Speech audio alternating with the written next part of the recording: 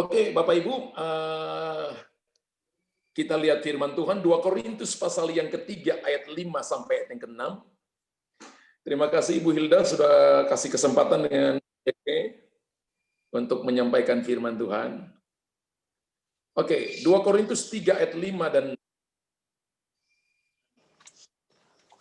dengan diri kami sendiri kami tidak sanggup untuk memperhitungkan seolah-olah pekerjaan kami sendiri. Tidak, kesanggupan kami adalah pekerjaan Allah.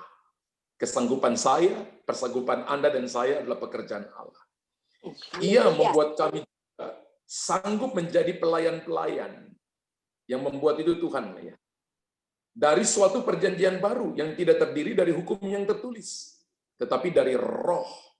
Sebab hukum yang tertulis mematikan, tetapi roh menghidupkan. Saya sengaja ambil ayat ini karena saya mau bicara tentang sebuah tema yang sangat penting. Dan banyak kali orang Kristen, pelayan-pelayan Tuhan, hamba-hamba Tuhan, termasuk saya ini lupa. Yaitu tentang penyerahan diri total pada Tuhan. Karena ketika kita mulai dipakai oleh Tuhan, kita lupa bahwa be a role model itu harusnya Tuhan. Harusnya cara Tuhan. Jadi ukuran sebuah pelayanan itu sebenarnya bukan ukuran kita. Tapi harusnya ukuran Roh Kudus di dalamnya. Dan ukuran ini harus kita bawa dalam membangun keluarga, dalam membangun bisnis, dalam membangun pekerjaan, dalam hal apa saja harus ukuran Tuhan di dalamnya. Ketika Tuhan tunjukkan tabernakel Musa, yang nanti nama tabernakel Musa, padahal itu tabernakel Allah ya. Tapi karena yang bangunnya Tuhan suruh Musa, makanya disebut tabernakel Musa. Maka tidak ada satu ide Musa di situ. Padahal dia adalah seorang pangeran yang membangun piramid di Mesir. Dia seorang yang sangat jenius. Tapi nggak ada ukuran Musa di situ. Nggak ada Musa nggak bilang saya nggak suka warna merah atau ungu. Semuanya Musa lakukan menurut contoh yang ditunjukkan kepadanya di atas gunung. Harusnya ini menjadi sebuah patron dalam pikiran kita. Semua ukuran yang kita pakai harusnya adalah ukuran Tuhan di dalamnya. Makanya saya sebut ini penyerahan diri total. Kalau orang tidak serahkan diri total, maka dia akan pakai caranya dia. Billy Graham yang sudah almarhum berkata begini, gereja tanpa Roh Kudus akan tetap eksis. Gereja yang hanya memakai, yang hanya mengandalkan Roh Kudus hanya 10%. Sedangkan 90%-nya sudah tidak andalkan Roh Kudus, tapi tetap eksis. Karena gereja sudah menentukan harus begini, harus begini, harus begini. Dan ketika Roh Kudus bilang kepada mereka, mereka katakan tidak boleh karena kita sudah punya ini. Padahal ayat yang kita baca berkata dengan diri kami sendiri kami tidak sanggup untuk memperhitungkan seolah-olah pekerjaan kami sendiri. Kesanggupan kami adalah pekerjaan Allah. Pelayanan dalam bahasa Yunani dalam Alkitab diterjemahkan dalam 3 hal yang semuanya berhubungan dengan ibadah. Ya, pelayanan ya, ministry. Di dalam Alkitab, dalam bahasa bahasa Yunani diterjemahkan dalam 3 hal. Yang pertama itu adalah doulos. Kalau doulos Bapak Ibu mungkin sudah tahu itu hamba. Kalau kita belajar Alkitab, maka ada 3 jenis hamba dalam Alkitab. Pertama adalah hamba yang dapat dipercaya, yaitu Eliezer. Dia bisa menaruh tangannya di pangkal paha Abraham, dan Abraham mengambil sumpah kepada Eliezer ini untuk pergi mencari istri bagi anaknya Ishak. Doulos namanya. Doulos itu artinya melayani sebagai budak atau hamba yang paling rendah. Dan hamba yang kedua dalam Alkitab adalah hamba upahan. Masuk jam 9 pagi, pulangnya jam 5 sore, dapat 2 peser atau 1 duit. Upahan. Hamba yang ketiga adalah doulos. Itu hamba yang paling rendah. Itu adalah budak yang tidak mempunyai kepentingan, tidak mempunyai hak hidup, tidak mempunyai kekuatan penuh, tidak mempunyai hak untuk membela diri. Dan ketika Tuhan Yesus datang ke dunia ini, menurut Filipi pasal 2, mengambil rupa seorang hamba, maka dia tidak mengambil rupa hamba yang bisa dipercaya. Tidak mengambil hamba upahan, tapi dia mengambil rupa hamba yang bernama doulos. Bapak Ibu perhatikan baik, budak adalah hamba. Doulos artinya melayani sebagai budak atau hamba. Berarti kalau budak dan hamba adalah seseorang yang tidak mempunyai kepentingan. Seseorang yang masuk di dalam ketaatan penuh karena budak tidak punya hak bela diri, tidak punya hak untuk marah, nggak punya hak pada masa itu ya. Ya. Dia hanya punya sesuatu yang dia perlu tampilkan adalah ketaatan penuh dan tidak ada lagi kehendak. Padahal kita ini punya jiwa, pikiran, perasaan, kehendak. Punya keinginan, ya, punya hobi. Ini nggak boleh. Ya. Kehendak dia ditawan oleh tuannya. Dia hanya melakukan kehendak tuannya.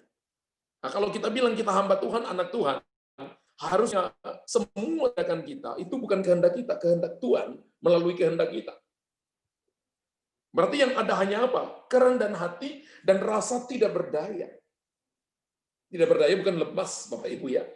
Ya, tidak berdaya artinya kita hanya menunggu kekuatan dari Tuhan untuk kita melakukan. Karena kemampuan kami, kesanggupan kami adalah pekerjaan Tuhan, maka kita harus tunggu kemampuan Tuhan diinfuskan ke dalam kita baru kita bisa melakukan itu. Roma pasal pertama ayat pertama, kalau Bapak Ibu lihat Rasul Paulus menulis ini, bagi saya ini luar biasa. Dari Paulus, hamba Kristus Yesus, yang dipanggil menjadi rasul dan dikuduskan untuk memberitakan Injil Allah. Hamba yang dimaksudkan oleh Paulus di sini, dia menulis bahwa hamba ini diterjemahkan, kalau Bapak Ibu lihat bahasa Yunaninya di situ, diterjemahkan sebagai doulos atau budak. Ya. Diterjemahkan sebagai doulos atau budak. Dan budak itu tidak punya harga. Pada masa dulu, pada masa perjanjian Alkitab ditulis ini, itu ada di pasar budak. Ya. Budak itu tidak punya harga karena telah dibeli dan tidak punya kehendak. Tidak punya lagi kehendak. Kalau hari ini kita melayani dan suka-sukanya kita sendiri, maka mungkin saja kita bukan hamba Tuhan. Kita bukan anak Tuhan. Karena harusnya kehendakku, harusnya keinginanku, kesanggupanku adalah kehendak Allah, bukan kehendak kita. Dan ingat sekali lagi, Bapak Ibu ngerti ini dulu karena kita akan masuk lebih dalam. Budak tidak punya harga karena telah dibeli dan tidak punya lagi kehendak. Dan Rasul Paulus memulai Roma pasal 1 dan berkata, aku ini doulos. Makanya dia berkata begini, bagiku hidup adalah Kristus, mati adalah keuntungan. Yang dulu menjadi keuntungan bagiku, sekarang kuanggap sampah. Karena pengenalanku akan Kristus Yesus lebih mulia dari semuanya. Luar biasa ya. Kalau kita lihat Roma 6 ayat 22, juga diterjemahkan sebagai doulos. Tapi sekarang setelah kamu dimerdekakan dari dosa, dan setelah kamu menjadi hamba Allah, kamu beroleh buah yang membawa kamu kepada pengudusan dan sebagai kesudahannya ialah hidup yang kekal. Alkitab katakan hamba di sini, hamba Allah adalah budak dari Tuhan. Berarti Tuhan kita, Yesus kita adalah Tuhan, my Lord. Ya, makanya kata my Lord dalam terjemahan Perjanjian Lama bahasa Ibrani ditulisnya YHWH. Dan orang Israel takut memperkatakan kata itu, lalu ganti Adonai. Makanya dalam Alkitab Perjanjian Lama, semua tulisan Tuhan itu huruf besar karena YHWH. Tapi orang Israel tidak takut menyebutkan nama itu. Bapak Ibu yang pergi ke Israel, ke tembok ratapan, kita dekat dengan orang Yahudi pun, kita nggak bisa dengar mereka ngomong apapun. Ya, dia hanya di situ. Itu sangat holy. Sangat holy. Kemudian diganti Adonai. Dalam Perjanjian Baru ketika ditulis T-nya huruf besar, U-H-A-N-nya huruf kecil. Bacanya kurios, penguasa tunggal. Tapi saudara perhatikan baik-baik. Sekarang kita jadi penguasa tunggal. Kita melayani penguasa tunggal. Kita budaknya penguasa tunggal. Bahkan hebatnya Tuhan Yesus ya. Dia mengadopsi kita dari seorang budak, dijadikan my son and my daughter, dijadikan putra dan putri. Karena budak tidak dapat warisan, tapi putra dan putri dapat warisan. Saya batasi itu dulu ya. Karena kalau khotbah tentang keputraan, sonship, itu khotbah sendiri lagi. Tapi saya mau bicara dulu tentang penyerahan total hari ini. Ya, saya batasi di situ. Maka kita berkata kamu beroleh buah, membawa kamu kepada pengudusan. Dan sebagai kesudahannya ialah hidup yang kekal. Ketika kita menjadi hamba Allah, maka kita menjadi budak Allah. Karena bukan lagi menjadi budak dosa kan gitu. Bukan lagi jadi budak dunia. Karena itu hierarkinya ada, rantai otoritasnya ada. Ya, kalau kita belajar rantai otoritas, ada rantai otoritas yang berhubungan dengan Allah, rantai otoritas yang berhubungan dengan manusia. Rantai otoritas yang berhubungan dengan Allah itu adalah otoritas yang namanya otoritas kerajaan. Ya, Mazmur pasal 2 ayat 1. Tuhan. Yang kedua adalah otoritas hati nurani. Makanya kalau hamba Tuhan tanya, kamu berdosa ya? Oh tidak. Tapi ketika pulang ke rumah, Roh Kudus langsung, kamu bohong, kamu berdosa. Karena terkoneksi langsung dengan Tuhan, hati nurani. Yang ketiga adalah otoritas yang berhubungan dengan firman Tuhan. Firman Tuhan yang kita dengar ini adalah otoritas yang berhubungan dengan Allah. Otoritas yang berhubungan dengan manusia adalah kalau kita di rumah itu suami yang jadi kepala, kalau kita di gereja gembala jadi kepala, kalau kita di kantor bos kita, kalau kita di pemerintahan pemimpin kita, itu yang berhubungan otoritas rohani, yang berhubungan dengan tanggung jawab yang diberikan, posisi pelayanan, dan yang berhubungan dengan saudara dan saya punya yang namanya calling pelayanan. Itu berhubungan dengan manusia. Itu rantai otoritas. Ketika kita mengerti ini, maka kita akan ada di dalam sebuah pergerakan-pergerakan Tuhan yang hebat. Sebenarnya saudara dan saya adalah budak, kan begitu. Doulos. Dan Yesus datang memanggil kita menjadi hamba Tuhan. Makanya saya sering berkata, saya hamba Tuhan. Saya doulos. Saya sering berkata lebih dari itu, saya kacung. Tugas saya melayani, bukan komplain. Ya, tugas saya adalah memberi apa yang menjadi kehendak Tuhan dalam diri saya beri. Tugas saya bukan jadi hamba uang. Tugas saya bukan cari nama, bukan. Tugas saya bukan, kalau sampai nanti kita dipuji, itu akibat saja. Kalau sampai kita diberkati, itu akibat saja. Kalau sampai kita dipromosi, itu akibat saja. Itu bukan tujuan. Itu cuma fasilitas untuk mendukung kita hidup di dunia. Dan siapapun yang mengaku dirinya telah ditebus oleh darah Yesus adalah budaknya Tuhan. Nah, saya sedang bicara tentang penyerahan total. Kalau kita bukan budak, kita nggak bisa serahkan total. Sebab kalau doulos nggak punya lagi kehendak, berarti dia hanya melayani dengan rendah hati, dengan tidak punya kehendak. Kehendaknya diikat oleh kehendak Tuhan. Saudara dan saya adalah budak atau hamba Kristus Yesus. Katakan amin. Tulis dulu Bapak Ibu di kolom komentar. Katakan amin. Haleluya. Dan tidak punya lagi keinginan. Tidak lagi hidup di dalam kehendak diri sendiri. Atau memiliki rasa tidak berdaya. Sehingga hanya bergantung sepenuhnya kepada Tuhan. Dan kita melayani tanpa keinginan apa-apa lagi. Seperti tadi saya katakan. Ya. Tanpa melayani, tanpa keinginan apa-apa lagi. Apa pendeta nggak butuh uang? Butuh duit. Tapi apa itu tujuan utama? Bukan. Itu akibat daripada kita ketemu Tuhan. Kalau kita melayani karena ingin kaya, salah. Kalau kita, saudara dan saya, melayani karena saudara dan saya ingin dapat promosi supaya terkenal, salah. Apa itu tidak boleh? Itu akibat. Saya nggak larang. Alkitab juga nggak larang. Jadi kaya boleh nggak? Boleh. Berapa banyak yang mau jadi orang kaya? Tolong angkat tangan. Tulis di kolom komentar, saya mau jadi orang kaya. Saya tunggu Bapak Ibu tulis. Ya. Bapak Ibu tulis, saya mau jadi orang kaya. Haleluya. Wow, banyak yang sudah tulis ya. Saya tunggu Bapak Ibu tulis dulu. Saya mau jadi orang kaya. Haleluya. Puji Tuhan. Puji Tuhan. Dan tahukah saudara, orang kaya di sorga itu dapat tingkatan paling rendah. Orang kaya di sorga itu dapat tingkatan paling rendah. Sebab di atas orang kaya ada lagi orang diberkati Tuhan. Berapa banyak yang mau diberkati Tuhan?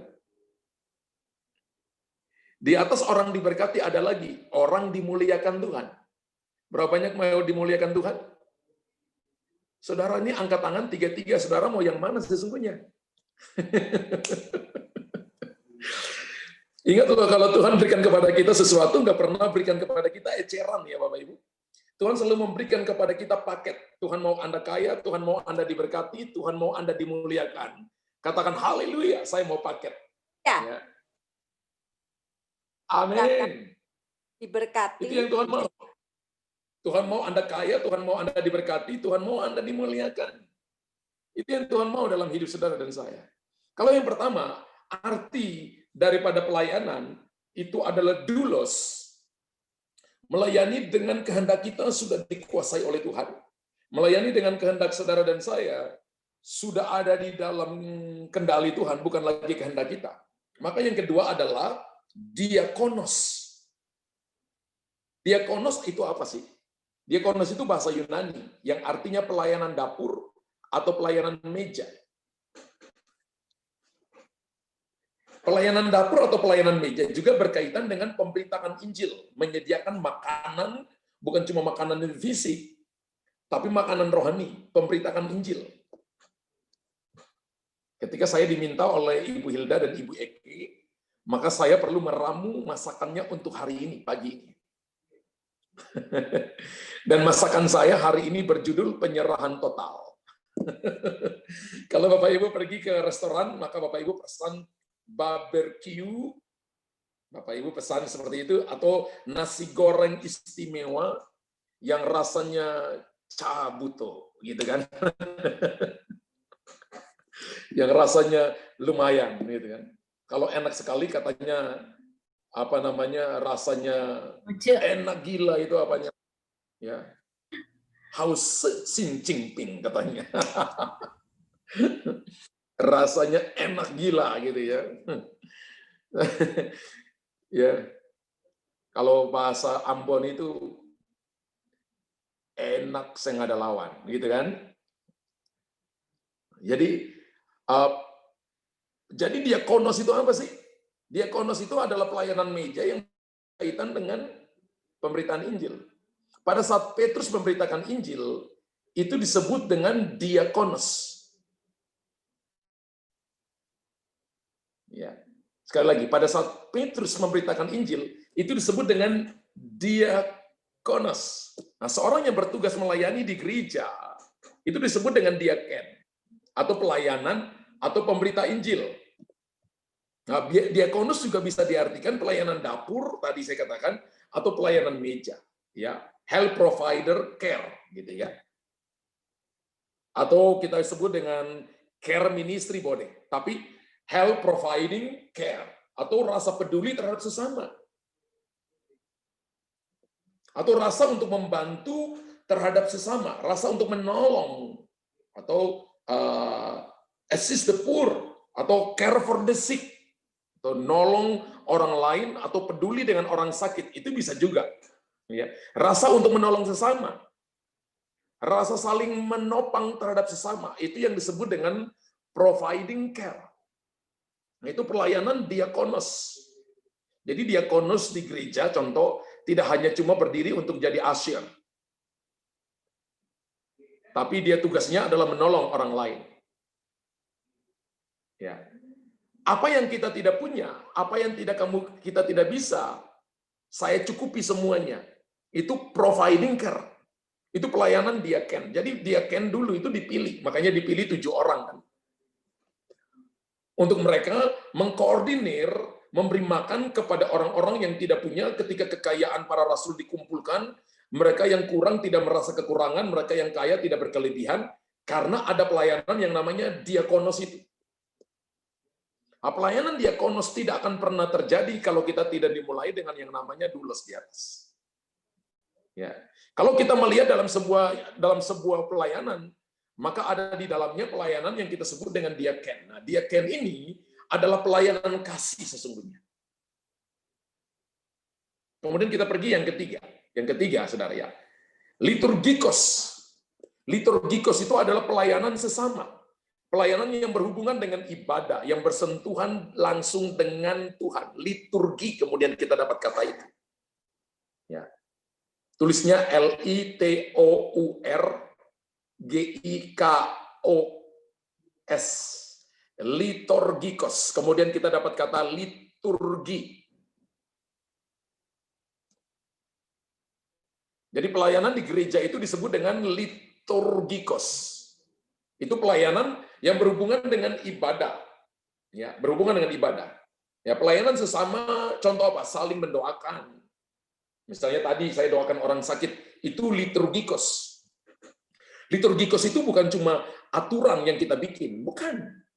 Liturgikos itu bukan selesai pujian kemudian apa, itu bagian kecil daripada arti liturgikos. Sebenarnya liturgikos itu adalah touch people, mendoakan sesama, ya, mendoakan yang terhilang, orang-orang yang belum diselamatkan kita doakan, ya, kemudian kita mulai pergi untuk misalnya nolong orang lain, itu yang disebut liturgikos. 3 hal di atas, ya, yaitu doulos, diakonos, liturgikos. Ini adalah tiga jenis pelayanan yang Alkitab tulis untuk saudara dan saya. Kan kesanggupan kami adalah melakukan kehendak Tuhan atau melayani Tuhan. Nah, jadi kalau kita membahas tentang pelayanan, tidak akan lari dari namanya ibadah. Israel tanpa rumah Allah, maka mereka bukan satu bangsa yang utuh. Karena itu bangsa ini akan terus ingin membangun bait Allah terus. Haleluya. Bangsa ini akan terus ingin membangun bait Allah terus. Ya. Mereka akan terus ingin membangun, karena ini berhubungan dengan ibadah. Ibadah artinya bukan hanya kita pergi ke gereja saja. Makanya Bapak Ibu lihat 8 bulan, 9 bulan ini, pintu-pintu gereja tutup, sehingga akhirnya kita harus daring seperti ini, Zoom seperti ini. Ketika bulan Maret, ketika gereja mulai tutup karena social distance, karena protokol kesehatan, ada yang WhatsApp saya, Pak Pendeta, gereja bangkrut katanya. Dia bilang saya gereja bangkrut. Saya katakan mungkin maksud Anda gereja tutup, tapi kalau gereja bangkrut, tidak mungkin. Karena kerajaan-kerajaan besar selama ini mencoba untuk menghancurkan iman Kristen. Tapi kerajaan-kerajaan itu sudah hancur, sudah runtuh. Tapi hari ini gereja masih tetap berdiri. Karena gereja tidak didirikan oleh tangan manusia. Gereja didirikan oleh tangan penguasa alam semesta. Jadi gereja nggak mungkin bangkrut. Perusahaan bangkrut, iya. Satu kerajaan runtuh, iya. Tapi gereja nggak mungkin bangkrut. Ya. Ada yang berkata gereja bangkrut. Ya, ibadah artinya bukan hanya pergi ke gereja saja. Tapi ibadah atau pelayanan adalah bagaimana cara kita memperhambakan diri kepada Tuhan. Itu ibadah bagi saya. Ya. Sekali lagi, ibadah bagi saya adalah bagaimana kita memperhambakan diri kepada Tuhan. Kita taat, kita tunduk kepada Tuhan, kita rendah hati, kita merasa tidak mampu, atau merasa tidak apa-apa tanpa Tuhan, itu ibadah bagi saya. Haleluya. Mengulurkan tangan kepada sesama, membantu orang lain yang membutuhkan, itu adalah pelayanan, saudara. Ada satu hamba Tuhan, ya, dia ambil anak-anaknya tinggal di rumah sampai hari ini. Dan hamba Tuhan ini jadi mentor, jadi bapak rohani saya. Dia ambil anak-anak tinggal di rumah dari latar belakang. Ada yang pembunuh, ada yang waria, ada yang pencuri, ada yang perampok, macam-macam tinggal di rumah. Bisa sampai 30 orang. Dan disekolahkan dari SMP, SMA, S1, bahkan ada yang sudah sampai S2. Disekolahkan. Dan mereka nggak punya anak secara fisik. Tapi mereka punya hati untuk nolong orang lain. Itu pelayanan. Dan sampai hari ini, di gereja itu, di tempat di mana orang tua rohani saya ada itu, mereka menyumbang kurang lebih 10-15% hamba-hamba Tuhan. Karena dari orang-orang yang hancur, dari orang-orang yang tertolak oleh masyarakat, dari anak-anak yang tadi dulunya narkoba, pembunuh, pencuri, penzina, diubah dan dijadikan hamba-hamba Tuhan. Mengulurkan tangan kepada sesama, membantu orang yang membutuhkan, itu pelayanan. Ada banyak orang yang berpikir bahwa nanti saya lebih dulu baru bantu orang lain. Tidak. Padahal mungkin Bapak Ibu dipakai dengan karunia memberi, dengan apa yang ada pada kita. Mujizat selalu terjadi dengan apa yang ada pada kita. Mendoakan orang-orang yang sakit, itu pelayanan. Saudara bersentuhan dengan orang-orang yang membutuhkan lewat doa, itu pelayanan. Pelayanan dasar saya adalah usir setan. Itu pelayanan dasar yang Tuhan berikan kepada saya. Kemudian healing and prophesy, itu ekspresi pelayanan ditambahkan. Kemudian sign and wonders. Ya, saya sangat tahu basic latar belakang pelayanan saya, sehingga itu akhirnya dipakai untuk memperlengkapi orang lain. Makanya kami akhirnya ketika seperti itu kami buat pelayanan yang namanya Healing and Prophesy. Setiap Rabu dan setiap Jumat dan Minggu sore. Itu hanya mendoakan orang-orang sakit, orang-orang yang punya problem, orang-orang yang terikat dengan kuasa kegelapan, orang-orang yang datang dengan masalah. Dan saya lihat ada yang tangannya pendek keluar, tangannya sama rata. Yang lumpuh berjalan, saudara. Yang benjolan di dada, lenyap benjolannya. Karena Tuhan melakukan mujizat. Dan mujizat masih terjadi sampai hari. Itu pelayanan. Itu pelayanan. Jadi pelayanan bukan hanya datang ke gereja, atau hanya melakukan kegiatan gerejani, atau gerejawi. Itu pengertian yang minim tentang pelayanan. Pelayanan lebih daripada itu. Bapak Ibu, masa-masa seperti ini, Bapak Ibu harus mesti punya hati, jangan lagi sebesar mulut botol, atau mulut gelas, atau mulut ember. Tapi hati kita harus sebesar mulut samudra, untuk menerima sebuah era yang baru, era pelayanan yang baru. Ini waktunya untuk kita berubah. Change your mind. Change your heart. Misalnya kita bermain musik di gereja, pimpin pujian di gereja, nyanyi di gereja, itu sebagian kecil dari arti pelayanan. Jangan berpikir bahwa pelayanan harus di gereja terlalu kecil. Bapak Ibu, kalau Bapak Ibu periksa kitab Kisah Rasul itu 40 mujizat terjadi di sana. Dan satu hanya terjadi di bait Allah, 39-nya terjadi di dunia marketplace. Dan kitab Kisah Rasul itu tidak ada kitab penutupnya. Masih akan ada rasul-rasul baru yang akan dimunculkan oleh Tuhan. Saudara dan saya di sini akan dimunculkan oleh Tuhan. Dan nanti akan ditulis dalam kitabnya Tuhan ketika kita ketemu dengan Tuhan. Haleluya. Jadi pelayanan itu adalah penyerahan hidup 24 hours. 24 jam untuk Tuhan dalam satu hari. Dan harus dilakukan 365 hari dalam satu tahun. Jadi bukan cuma hari ini aku serahkan hidup saya, hari ini aku mengaku Yesus sebagai Tuhan dan Juru Selamat, Roma 10 ayat 9 dan 10. Tapi besok saudara nggak serahkan hidup, saudara pakai kehendak saudara sendiri. Pakai kekuatan Anda sendiri. Itu bukan pelayanan.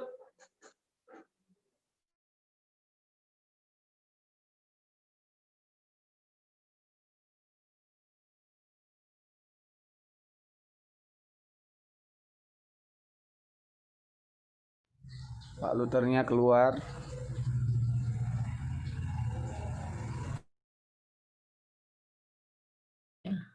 Iya. Tunggu ya Bapak Ibu. Tunggu beliau masuk lagi.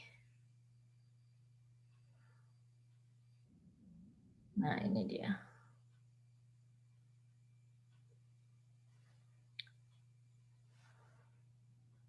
Iya, minta maaf, signalnya sangat jelek sekali. Ya, nggak apa-apa, Pak. Tuhan, hamba berdoa biar signal ini benar-benar dalam kendali Tuhan.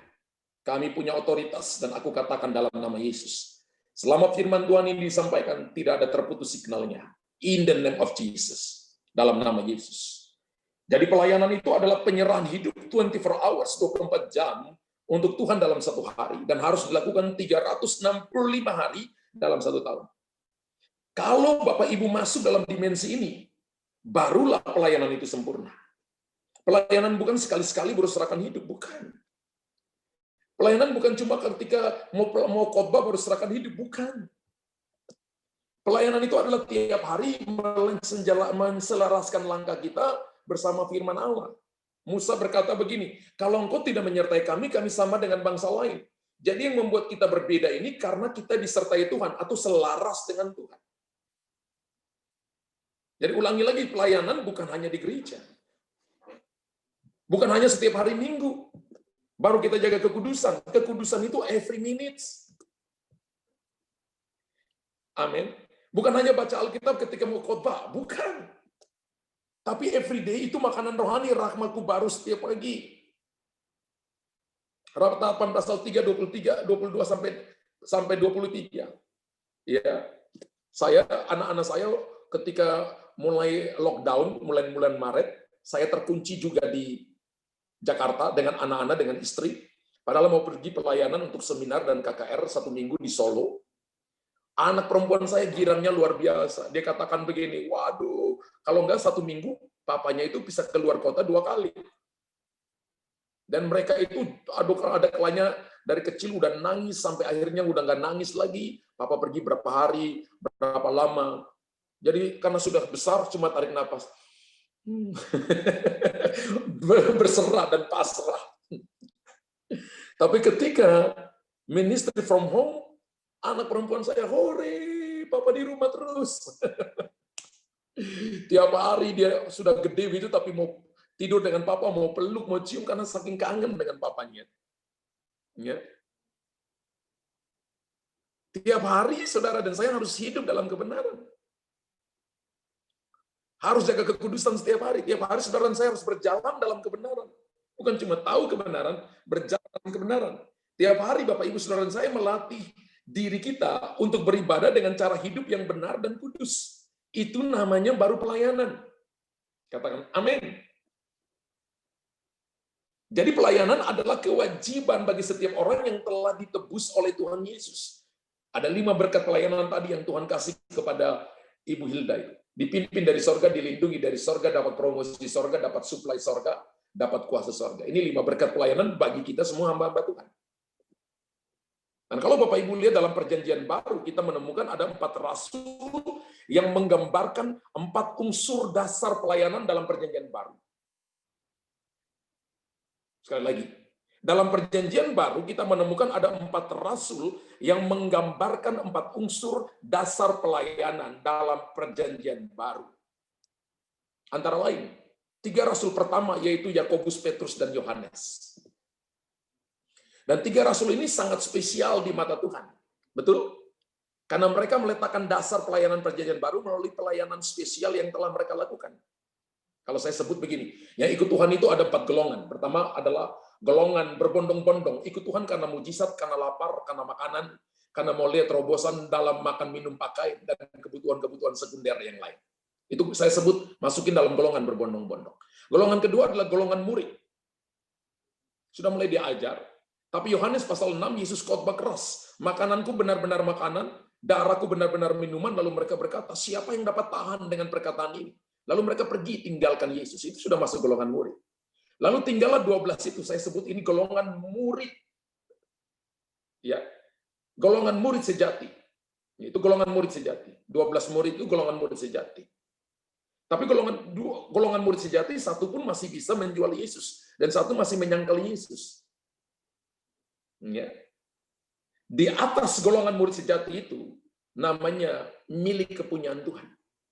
Yohanes pasal 17. Jadi ada 4 golongan orang yang ikut Tuhan. Golongan berbondong-bondong, ikut Tuhan karena makan, minum, pakai, kebutuhan sekunder yang lainnya. Ya. Golongan kedua adalah golongan murid. Di atas golongan murid adalah golongan murid sejati. Di atas golongan murid sejati adalah milik kepunyaan Tuhan. Yohanes pasal 17, mereka telah menjadi milik kepunyaanku. Kita harus sampai di mana? Golongan murid sejati dan milik kepunyaan Tuhan. Dan Bapak Ibu lihat begini, dari 12 orang, Tuhan masih punya tim inti yang saya sebut dengan tadi. Petrus, Yakobus, Yohanes. Matius 17 ayat yang ke-1-3. 6 hari kemudian Yesus membawa Petrus, Yakobus, dan Yohanes. Lalu mereka bertiga ini. Pergi ke mana? Gunung Tabor atau gunung konfigurasi. Gunung perubahan atau disebut dengan gunung kemuliaan. Lalu Yesus berubah rupa di depan mata mereka, wajahnya bercahaya seperti matahari. Dan pakaiannya menjadi putih bersinar seperti terang. Ayat 3, maka tampaklah kepada mereka Musa, Elia sedang berbicara dengan dia. Saudara perhatikan baik-baik ayat tersebut di atas. Sewaktu Yesus berubah wujud, tidak semua murid lihat. Hanya 3 murid ini aja. Yakobus, Petrus, Yohanes. Betul?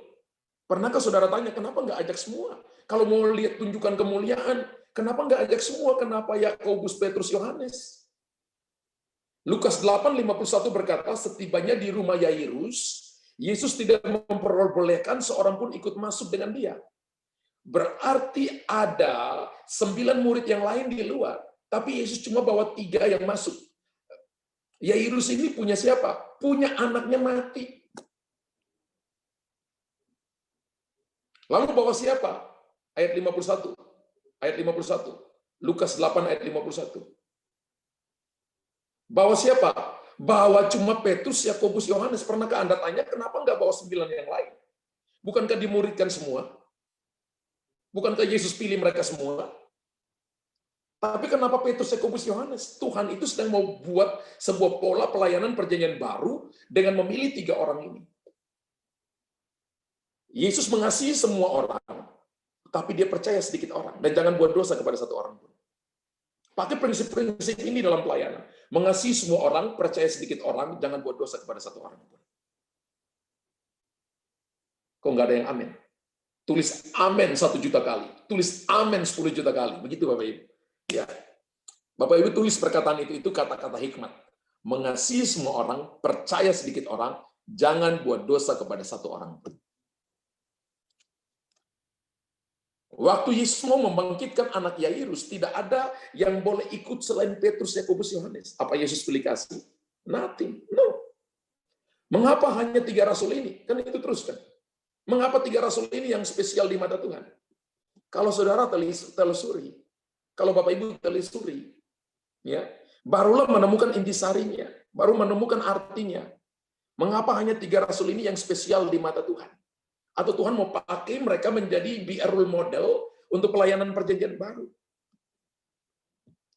Karena Tuhan mau meletakkan dasar pelayanan perjanjian baru yang digambarkan dengan 3 rasul ini, yaitu Yakobus, Petrus, Yohanes. Nanti Bapak Ibu lihat Markus pasal 14, 33-34. Dan ia membawa Petrus, Yakobus, dan Yohanes sertanya. Ia sangat takut dan gentar. Kenapa ini? Berdoa di Taman Getsemani, mau ditangkap ini. Lalu katanya kepada mereka, hatiku sangat sedih, seperti mau mati rasanya. Tinggallah di sini dan berjaga-jaga. Waktu Yesus di Getsemani juga bersama dengan 3 rasul ini. Waktu Yesus di Getsemani, Tuhan bilang, hanya Yakobus, Petrus, dan Yohanes yang ikut. Yang lain enggak kerja. Waktu membangkitkan anak Yairus, Petrus, Yakobus, Yohanes. Mengapa selalu 3 rasul ini yang boleh ikut dengan Yesus? Karena merekalah yang akan meletakkan dasar bagi pelayanan perjanjian baru. Saudara bisa lihat karakteristik ketiga rasul ini, Yakobus, Petrus, Yohanes. Karena Tuhan ingin menunjukkan kepada mereka, ya. Kenapa? Ya. Tapi ketika sampai di Kisah Rasul, ya ingat kitab Injil itu Matius, Markus, Lukas, Yohanes. Matius, Markus, Lukas, Yohanes. Kemudian Kisah Rasul. Tapi ketika sampai di Kisah Rasul, maka Tuhan pilih 1 rasul nambah, yaitu Paulus. Begitu sampai di Kisah Rasul, jadi 4 unsur dasar pelayanan, yaitu pelayanan Yakobus, pelayanan Petrus, pelayanan Paulus, pelayanan Yohanes. Ini menjadi fondasi untuk pelayanan perjanjian baru. Lalu Alkitab berkata begini, bahwa gereja dibangun bukan di atas dasar Yesus saja, Yesus Kristus, tapi di atas dasar pelayanan rasul-rasul. Amin. Lalu Tuhan memberikan kepada kita, merilis kepada kita 5 jawatan yang saya sebut dengan karunia Yesus Kristus, yaitu guru, nabi, penginjil, rasul, gembala. Karunia Roh Kudus itu 1 Korintus 12, 1 Korintus 14, 9 karunia utama, 33 karunia motivasi. Kalau saya bicara tentang Bapak Ibu tentang 9 karunia utama, 33 karunia motivasi, maka itu pengajarannya 2 tahun saya perlu ngajar Bapak Ibu. Ya. Makanya ini setelah sampai di Kisah Rasul, maka ada 4 unsur pelayanan. Ulangi lagi, pelayanan Yakobus, pelayanan Petrus, pelayanan Paulus, pelayanan Yohanes. Mereka inilah yang meletakkan 4 dasar pelayanan dalam perjanjian baru. Mengapa mereka dan mengapa pelayanan mereka begitu spesial bagi Tuhan? Kan begitu pertanyaannya. Mengapa mereka dan mengapa pelayanan mereka begitu spesial bagi Tuhan? Karena mereka adalah pencetus-pencetus yang dipilih oleh Tuhan, atau mereka adalah para pionir yang dipilih oleh Tuhan untuk pelayanan perjanjian baru. Mari kita lihat latar belakang, keahlian dan profesi mereka sebelumnya. Mari lihat ya, mari lihat. Paulus itu profesinya apa? Kerjanya membuat tenda, membangun kemah. Kalau sekarang properti, membangun building. Pelayanan Paulus selalu berhubungan dengan membangun gereja. Karena latar belakang pelayanannya adalah membangun tenda, membangun kemah. Kalau sekarang adalah properti, maka dipakai Tuhan untuk membangun gereja. Dia tahu bagaimana taruh fondasi. Betul? Dia tahu bagaimana membangun tembok. Dia tahu bagaimana memasang tiang-tiang, dia tahu. Lalu Paulus berkata, akulah ahli bangunan. Itu kan kata Paulus. Yang dimaksudkan adalah ahli bangunan Allah. Benar kan Bapak Ibu? Dia membangun sesuatu, yaitu tubuh Kristus. Di mana kita harus selalu hidup kudus. Tujuannya supaya kita dipakai menjadi bangunan Allah. Makanya yang bicara tentang tubuh Kristus itu Paulus. Ya. Lalu semua meletakkan dasar itu Paulus. Lalu semuanya dibangun di atasnya. Dibangun dengan rumput kering, kayu, atau jerami, atau emas, atau permata. 5 material bangunan. Tapi akan diuji dengan api.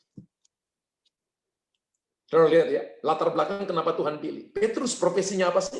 Kerjanya menjala ikan. Begitu Tuhan bilang, kamu tidak lagi menjadi penjala ikan, tapi kamu menjadi penjala manusia. Petrus tahu bagaimana cara menjala manusia. Karena latar belakangnya menjala ikan. Pelayanan Petrus diubah menjadi penjala manusia, membangun kerajaan Allah. Sudah tahu saya latar belakangnya apa? Atlet taekwondo, pelatih taekwondo. Ya. Keras. Ketika dipanggil, Tuhan kasih saya berhadapan dengan roh-roh jahat. Saya udah nggak takut. Orang berontak, orang mukul-mukul orang, saya udah nggak takut. Kenapa? Saya sudah terbiasa dengan hal-hal keras. Bahkan sampai Petrus Tuhan bilang gini, kamu jadi penjala manusia. Dari penjala ikan. Sampai Tuhan bilang, kamu akan aku beri kepadamu kunci sorga. Wow. Mengapa Tuhan berikan kepada Petrus? Karena melalui pelayanan Petrus, semua penginjilan bisa terbuka ke seluruh dunia. Amin. Katakan amin. Bapak Ibu tulis amin di situ. Itu yang Tuhan mau kan? Jika saudara lihat pelayanan Petrus, saudara melihat kerajaan Allah. Memberikan kepadanya kunci kerajaan surga. Yohanes. Kita kembali ke Yohanes. Kalau Paulus pembangun tenda kemudian bangun tubuh Kristus. Kalau Petrus penjala ikan kemudian jadi penjala manusia, kemudian Injil terbuka ke seluruh dunia. Yohanes adalah seorang ahli merawat dan membereskan jala yang rusak. Lihat latar belakangnya. Di sini saya lihat ada yang dokter teologi, ya kita beberapa belajar teologi. Saya tidak masuk menggurui, tapi saya mau kita mundur ke belakang untuk lihat latar belakang dan lihat bagaimana 4 unsur pelayanan ini menjadi pelayanan kasih sehingga ini berdampak di all nation. Yohanes adalah seorang ahli merawat, membereskan jala yang rusak. Apa ciri khas pelayanan Yohanes? Bila kita pelajari pelayanan Yohanes berdasarkan Allah adalah kasih. Makanya kalau kita bicara tentang Allah adalah kasih, kita baca Yohanes. Orang mau mengalami kasih Tuhan, baca kitab Yohanes. Bagaimana caranya melayani, mengasihi. Melayani dan mengasihi. Ada orang melayani tapi tidak mengasihi. Ada orang mengasihi tapi tidak melayani, nggak bisa. Semua pelayanan dari 3 rasul lainnya, yaitu Petrus, Yakobus, dan Paulus, bila tidak akan berhasil bila tidak dirangkum dengan kasih. Kan begitu kan? Makanya butuh pelayanan kasih, merajut. Yang terputus dirajut, yang tadinya sudah tidak ada hubungan dirajut kembali. Perlu pelayanan Yohanes, perlu urapan Yohanes. Haleluya. Nah, sekarang ini, saudara dan saya, kasih itu mulai hilang. Kalau kita lihat di dalam Matius pasal 24 atau 25 ayat 12 itu ya. Kasih kebanyakan orang akan menjadi dingin. Bahasa Ibrani, bahasa Yunani di situ dingin adalah pesugo. Pesugo itu sudah dingin, frozen, membatu. Nah, kita sudah belajar latar belakang daripada Yohanes, Paulus, Petrus. Yakobus, tentang latar belakang profesi atau pekerjaan Yakobus, tidak ada catatan dalam Alkitab. Sama sekali tidak ada catatan dalam Alkitab tentang Yakobus. Tapi pelayanan yang utama adalah pelayanan Yakobus. Sekali lagi, tidak ada catatan dalam Alkitab, tapi pelayanan yang utama adalah pelayanan Yakobus. Walaupun tidak tercatat sama sekali dalam Alkitab. Yakobus yang selalu dibawa oleh Tuhan Yesus, bukan Yakobus yang menulis kitab Yakobus. Tapi Yakobus yang dibawa oleh Tuhan Yesus adalah Yakobus anak Zebedeus. Sedangkan yang menulis kita Yakobus adalah Yakobus saudara Tuhan Yesus. Beda ya? Itu beda Bapak Ibu. Jadi Yakobus yang dimaksudkan oleh Tuhan di sini yang tidak tampil dalam Alkitab, tidak menulis satu kitab pun, ya. Bahkan Bapak Ibu tidak bisa melihat Yakobus dalam pelayanannya dalam Alkitab. Pelayanan Yakobus ini pun tidak ditulis dalam Alkitab. Saudara tidak melihat Yakobus tumpang tangan, usir setan seperti Petrus, seperti Paulus. Bapak Ibu tidak lihat. Tidak lihat dia mendoakan orang sakit dan orang itu sembuh, tidak lihat sama sekali. Saudara juga tidak mendengar bahwa Yakobus berkhotbah yang ditulis dalam Alkitab sama sekali tidak ada catatan. Tidak ada tulisan satupun tentang apa yang dilakukan Yakobus. Tapi kenapa Yesus mengambil orang ini terus? Bapak Ibu lihat ini pelayanan Yakobus. Ya. Saya beritahukan ya, dari 12 rasul Tuhan Yesus, rasul pertama kali yang mati sebagai martir adalah Rasul Yakobus. Itu pelayanannya. Saya ulangi ya. Dari 12 rasul Tuhan Yesus, rasul pertama yang mati sebagai martir adalah Rasul Yakobus. Berarti pelayanan dasar semua kita hari ini adalah penyerahan diri total kepada Tuhan. Dan itu pelayanan Yakobus. Dari saudara kepada Tuhan. Apa artinya pelayanan tanpa pengorbanan? Apa artinya pelayanan kalau tanpa pengorbanan? Pelayanan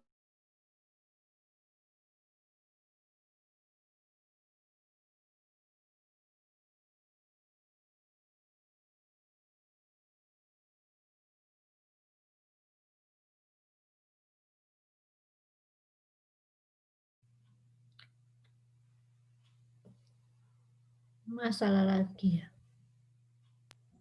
Ya, macet lagi. Nah, Bapak Ibu, semuanya berdoa supaya doakan untuk ya.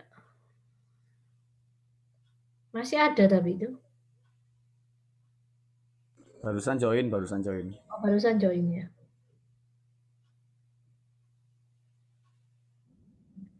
thank you, minta maaf Bapak Ibu.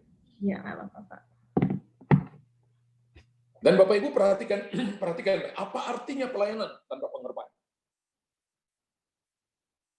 Kalau pelayanan tanpa korban maka tidak melihat kemuliaan. Imam selalu masuk dengan domba yang tersembelih dan harus domba itu kudus, tidak bercacat. Baru api turun dari langit. Imam tidak pernah masuk membawa korek api, sama sekali tidak. Dia hanya pastikan bahwa itu adalah binatang korban yang tidak bercacat, tidak bercela, api turun dari langit. Jangan bilang kita melayani kalau saudara tidak mau berkorban. Tidak akan ada kemuliaan. Berkorban perasaan, berkorban harga diri, berkorban keinginan, berkorban segalanya. Saya bersaksi Bapak Ibu, November 2019. Sekarang ini kami sedang bangun ya, dan mungkin tinggal sekitar 25%. Mungkin sekitar tinggal 25%, puji Tuhan. Di tengah-tengah situasi pandemi, tapi kami sedang membangun. Dan saya lihat Tuhan itu luar biasa. November 2019 ketika kita mau cor plat lantai 2. Ya. Kami kehabisan dana pada waktu itu. Karena uang kami berikutnya itu dibawa lari sama kontraktor juga. Sehingga sampai lapor di polisi, tapi kemudian saya bilang ini, oke, ampuni aja. Karena saya katakan gini, mendingan kita rugi sedikit daripada kehilangan damai sejahtera. Bapak Ibu tahu, kemudian kita sewa scaffolding untuk penahan itu, untuk sudah siap cor Bapak Ibu. Tapi karena kita kehabisan dana, beberapa bulan itu kita nggak bisa bayar. Dan singkat cerita Bapak Ibu, scaffoldingnya dilepasin. Ketika dilepasin, saya kasih tahu kepada orang-orang kami di lapangan, bahwa ketika dilepasin, maka anggap saja itu kita sudah tidak bayar, karena mereka menganggap bahwa kita tidak bisa bayar mereka. Tapi kenyataannya ketika mereka lihat kita bangun, ini baru bulan ini Bapak Ibu, baru minggu kemarin, ketika mereka lihat kita bangun, maka tagihan datang. Dan tagihan datang begitu banyak Bapak Ibu. Dan tim saya katakan, jangan keluarkan satu uang pun, Pak Gembala. Dan Bapak Ibu tahu, kemudian saya diam dengan Tuhan, lalu Tuhan berkata begini, kalau ada yang mau ngambil jubahmu, kasih bajumu. Kalau ada yang ajak kamu berjalan 1 mil, berjalan dengan dia 2 mil. Ya. Lalu Tuhan berkata, kalau kamu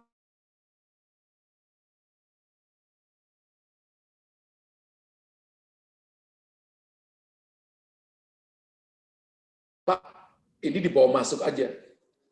Bapak menang kok. Karena dia nggak pernah buat surat dan sebagainya. Saya katakan, ya sebenarnya kita punya tanggung jawab.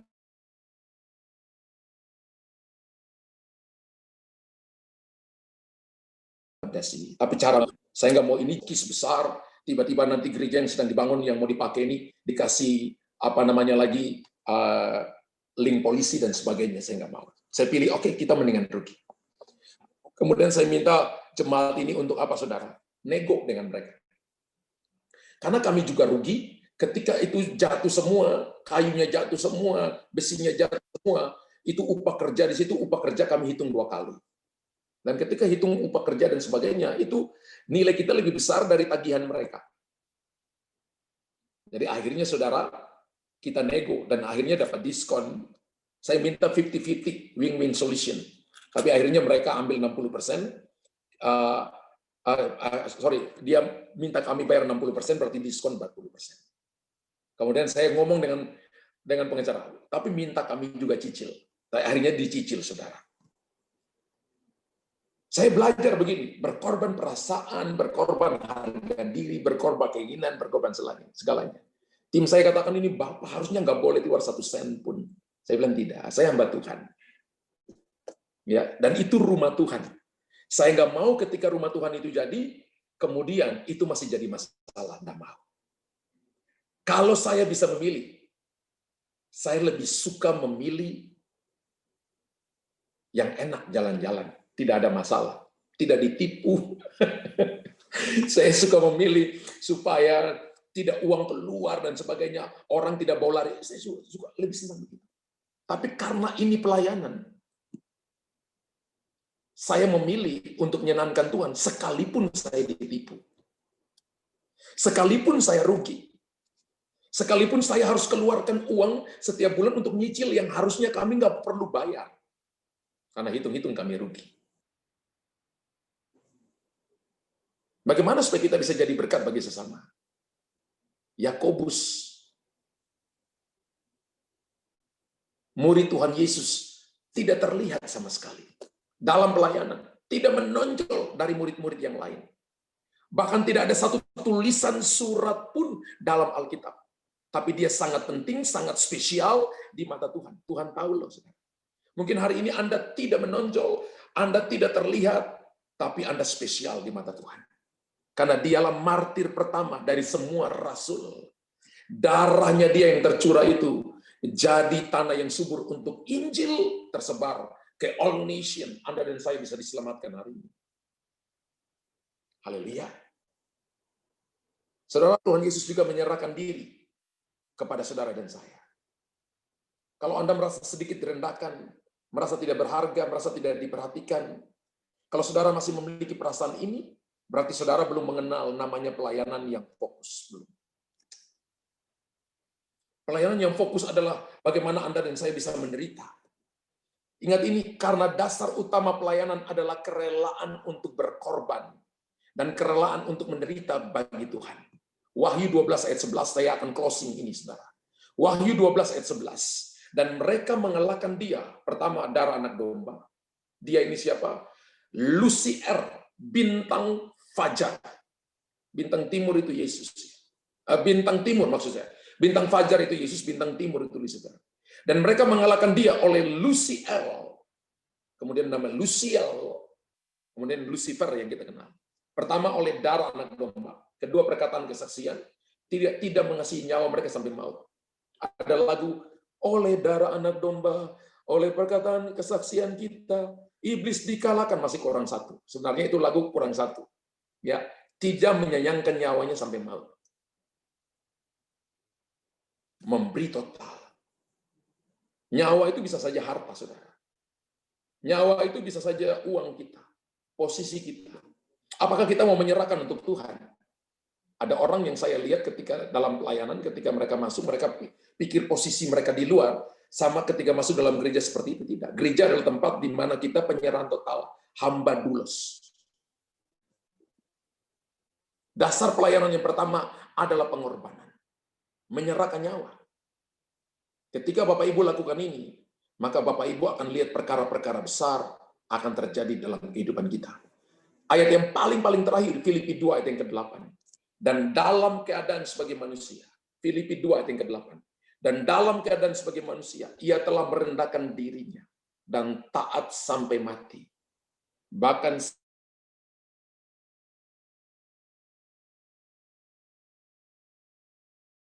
sampai mati di kayu salib. Dan apa yang dimaksudkan dengan pelayanan perjanjian baru? Pertama, Yesus menjadi manusia, dia memakai rupa seorang hamba, ini sudah penyerahan diri total. Dari Tuhan, dari yang tadinya penuh kuasa, menanggalkan kuasanya, mengambil rupa seorang hamba, lalu dikatakan jadi manusia, lalu mendemonstrasikan kasih di atas kayu salib. Itu namanya penyerahan total. Lalu kita disuruh menjadi penurut Kristus. Kata penurut, bahasa Yunani adalah mimetos. Kemudian kita dapat kata mimetes, lalu dapat kata mimik. Misalnya saya katakan, Bapak Ibu ikut saya ya, saya mengasihi Yesus. Lalu Bapak Ibu katakan, saya mengasihi Yesus. Tapi kalau Bapak Ibu katakan, saya mengasihi Mician, berarti Bapak Ibu lagi mengasihi tidak menurut saya. Yang namanya penurut itu adalah mengikuti sama persis. Pertama, Yesus menjadi manusia, dia memakai rupa hamba. Ini sudah penyerahan diri total. Kedua, dia harus menyerahkan nyawanya menjadi tebusan banyak orang.